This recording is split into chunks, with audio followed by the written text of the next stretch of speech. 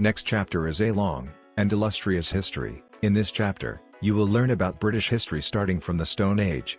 The beginning focuses on arriving populations which affected the language and religions of Britain. After that, the focus is on the development of the monarchy, church, and parliament. Major battles and significant periods are covered, including the Civil War, the Industrial Revolution and the Empire.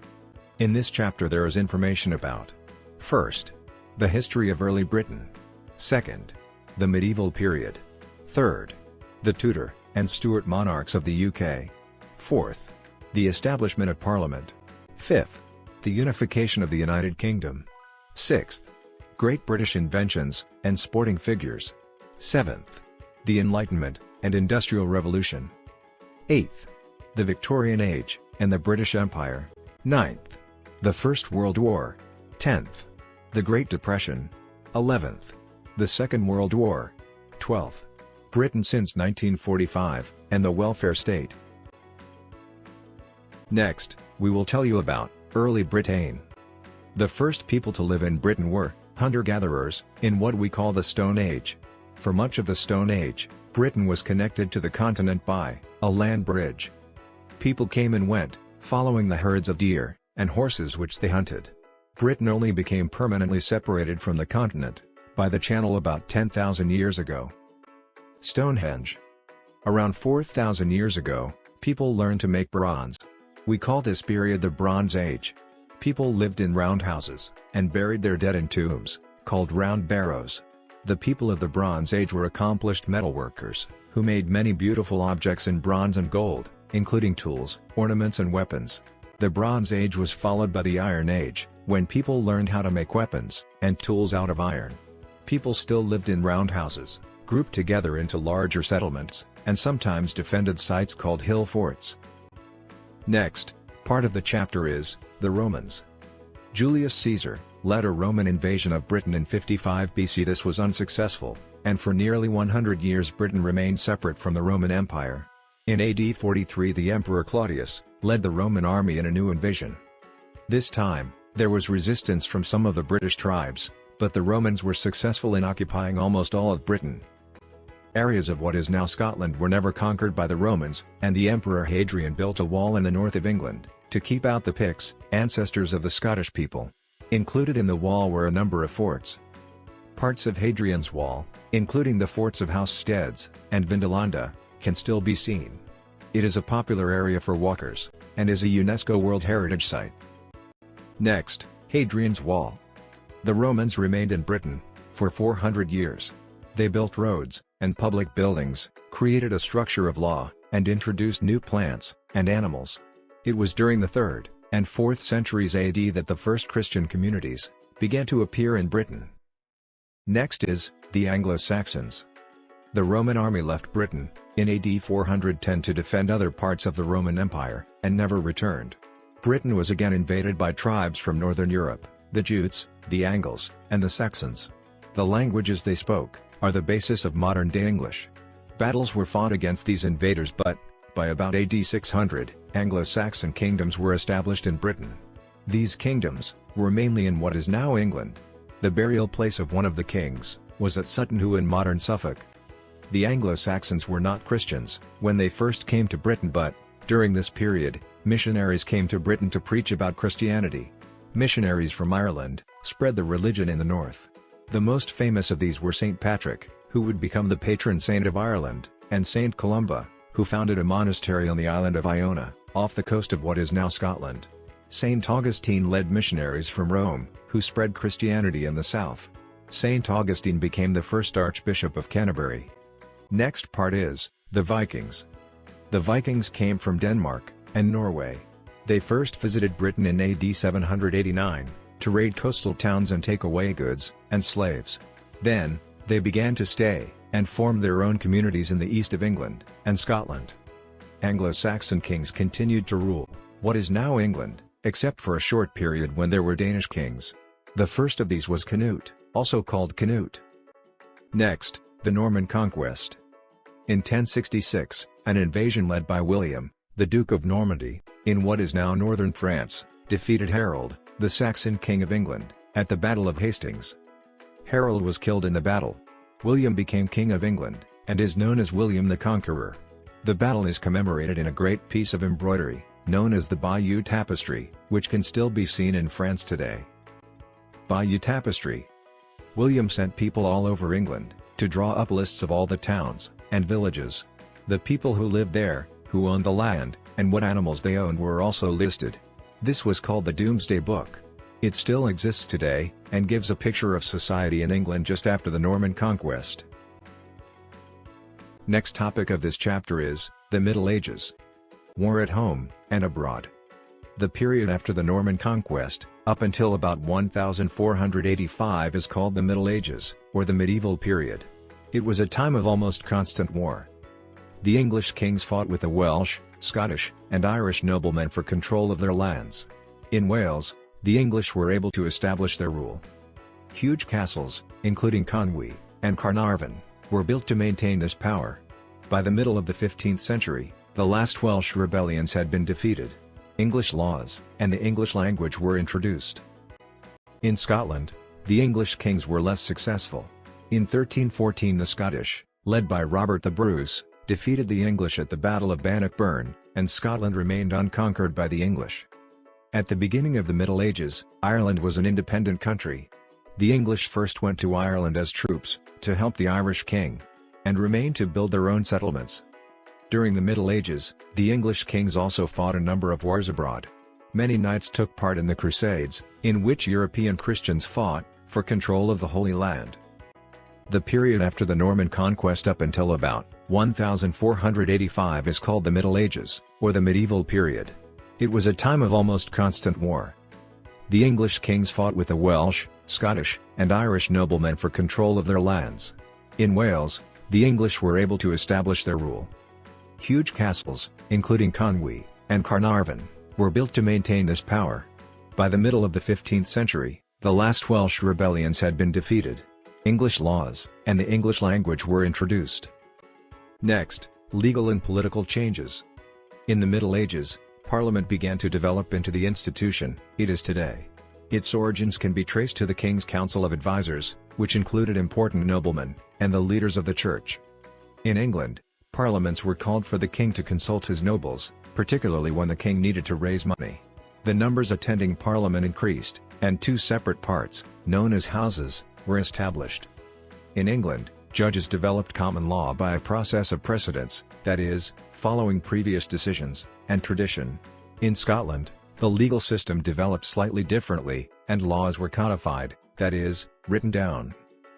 The War of Roses. In 1455, a civil war was begun to decide who should be King of England. It was fought between the supporters of two families, the House of Lancaster and the House of York. This war was called the Wars of the Roses, because the symbol of Lancaster was a red rose, and the symbol of York was a white rose. The war ended with the Battle of Bosworth Field in 1485. King Richard III of the House of York was killed in the battle, and Henry Tudor, the leader of the House of Lancaster, became King Henry VII. Henry then married King Richard's niece, Elizabeth of York, and united the two families. Next topic of this chapter is the 20th century. The First World War. The early 20th century was a time of optimism in Britain. The nation, with its expansive empire, well-admired navy, thriving industry, and strong political institutions, was what is now known as a global superpower. It was also a time of social progress. Financial help for the unemployed, old age pensions, and free school meals were just a few of the important measures introduced. Local government became more democratic, and a salary for members of parliament was introduced for the first time, making it easier for more people to take part in public life. This era of optimism and progress was cut short when war broke out between several European nations. On June 28, 1914, Archduke Franz Ferdinand of Austria was assassinated. This set off a chain of events, leading to the First World War, 1914-18. The conflict was centered in Europe, but it was a global war involving nations from around the world. Britain was part of the Allied powers, which included France, Russia, Japan, Belgium, Serbia, and later, Greece, Italy, Romania, and the United States. The whole of the British Empire was involved in the conflict.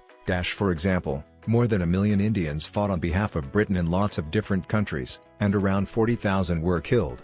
Men from the West Indies, Africa, Australia, New Zealand, and Canada also fought with the British. The Allies fought against the Central Powers, mainly Germany, the Austro-Hungarian Empire, the Ottoman Empire, and later Bulgaria. Millions of people were killed or wounded, with more than 2 million British casualties. One battle, the British attack on the Somme in July 1916, resulted in about 60,000 British casualties on the first day alone. The First World War ended at 11 a.m. on 11th of November 1918 with victory for Britain and its allies. The partition of Ireland. In 1913, the British government promised Home Rule for Ireland. The proposal was to have a self-governing Ireland, with its own parliament, but still part of the UK. A Home Rule Bill was introduced in Parliament. It was opposed by the Protestants in the north of Ireland, who threatened to resist Home Rule by force. The outbreak of the First World War led the British government to postpone any changes in Ireland. Irish nationalists were not willing to wait, and in 1916, there was an uprising against the British in Dublin. The leaders of the uprising were executed under military law. A guerrilla war against the British Army and the police in Ireland followed. In 1921 a peace treaty was signed, and in 1922 Ireland became two countries. The 6 counties in the north, which were mainly Protestant, remained part of the UK, under the name Northern Ireland. The rest of Ireland became the Irish Free State. It had its own government, and became a republic in 1949. There were people in both parts of Ireland who disagreed with the split between the North and the South. They still wanted Ireland to be one independent country. Years of disagreement led to a terror campaign in Northern Ireland and elsewhere. The conflict between those wishing for full Irish independence and those wishing to remain loyal to the British government is often referred to as the Troubles. The Second World War. Adolf Hitler came to power in Germany in 1933. He believed that the conditions imposed on Germany by the Allies after the First World War were unfair. He also wanted to conquer more land for the German people. He set about renegotiating treaties, building up arms, and testing Germany's military strength in nearby countries. The British government tried to avoid another war. However, when Hitler invaded Poland in 1939, Britain and France declared war in order to stop his aggression.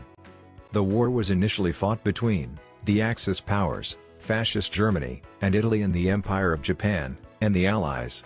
The main countries on the Allied side were the UK, France, Poland, Australia, New Zealand, Canada, and the Union of South Africa.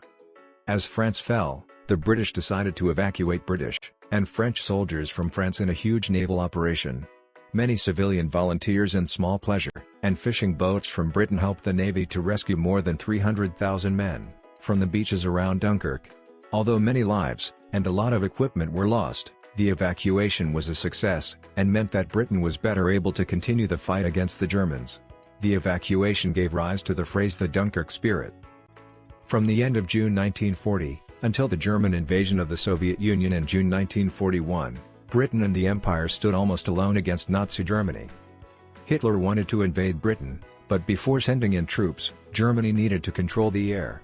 The Germans waged an air campaign against Britain, but the British resisted with their fighter planes, and eventually won the crucial aerial battle against the Germans, called the Battle of Britain, in the summer of 1940. Next topic of this chapter is Britain since 1945. The welfare state. In 1945 the British people elected a Labour government. The new Prime Minister was Clement Attlee, who promised to introduce the welfare state, outlined in the Beveridge Report. In 1948, Aneurin Bevan, the Minister for Health, led the establishment of the National Health Service, which guaranteed a minimum standard of health care for all, free at the point of use. Another aspect of change was self-government for former colonies. In 1947, independence was granted to 9 countries, including India, Pakistan, and Ceylon, now Sri Lanka. Other colonies in Africa, the Caribbean, and the Pacific achieved independence over the next 20 years. The UK developed its own atomic bomb, and joined the new North Atlantic Treaty Organization, an alliance of nations set up to resist the perceived threat of invasion by the Soviet Union and its allies. Next we will learn about Clement Attlee. Clement Attlee was born in London in 1883. His father was a solicitor and, after studying at Oxford University, Attlee became a barrister.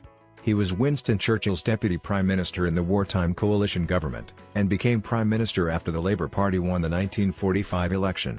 He was prime minister from 1945 to 1951 and led the Labour Party for 20 years. Next, William Beveridge. William Beveridge, later Lord Beveridge, was a British economist and social reformer. He served briefly as a Liberal MP, and was subsequently the leader of the Liberals in the House of Lords, but is best known for the 1942 report Social Insurance and Allied Services, known as the Beveridge Report.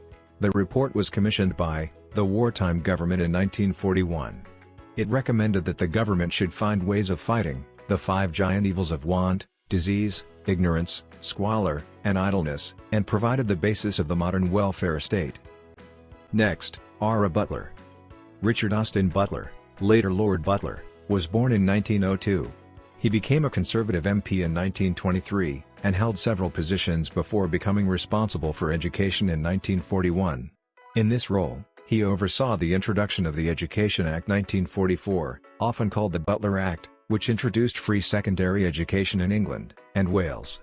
The education system has changed significantly since the Act was introduced, but the division between primary and secondary schools that it enforced still remains in most areas of Britain. Next, Dylan Thomas. Dylan Thomas was a Welsh poet and writer.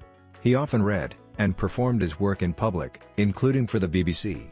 His most well-known works include the radio play Under Milkwood, first performed after his death in 1954, and the poem Do Not Go Gentle Into That Good Night, which he wrote for his dying father in 1952. He died at the age of 39 in New York. It is also important to know the social change that took place in the 1960s. The decade of the 1960s was a period of significant social change. It was known as the Swinging 60s. There was growth in British fashion, cinema, and popular music. The famous changes that took place in that era are: first, television. It was developed by Scotsman John Logie Baird in the 1920s.